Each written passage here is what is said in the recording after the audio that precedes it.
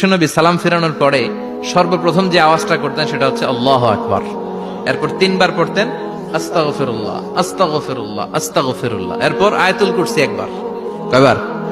মান ক্বারা আয়াতুল কুরসি দুবুরা কুল্লি সালাতিন মাকতুবা লাম ইয়ামনাহু মিন দুখুলিল জান্নাতি ইল্লাল মাউত। প্রত্যেক ফরজ সালাতের পরে যে একবার আয়াতুল কুরসি পড়ে তার জান্নাতে ঢোকার ক্ষেত্রে আর কোনো বাধা থাকে না, একটা জিনিস ছাড়া, সেটা হচ্ছে মরণ। লোকটা মরে না তাই জান্নাতে যায় না, মরলেই জান্নাতি। আল্লাহু আকবার। এরপরে 33 বার সুবহানাল্লাহ, 33 বার আলহামদুলিল্লাহ, 33 বার আল্লাহু আকবার। সবশেষে মিলাবেন লা ইলাহা ইল্লাল্লাহ ওয়াহদাহু লা শারীকা লা লাহুল মুলকু ওয়া লাহুল হামদু ওয়া হুয়া আলা কুল্লি শাইইন কাদির। এরপরে পড়তেন আল্লাহুম্মা আনতাস সালাম ওয়া মিনকাস সালাম তাবারাকতা ইয়া যাল জালালি ওয়াল ইকরাম। এরপরে পড়তেন আল্লাহুম্মা লা মানিআ লিমা আ'তাইতা ওয়া লা মু'তিয়া লিমা মানা'তা ওয়া লা ইয়ানফা'ু যাল জাদ্দি মিনকাল জাদ।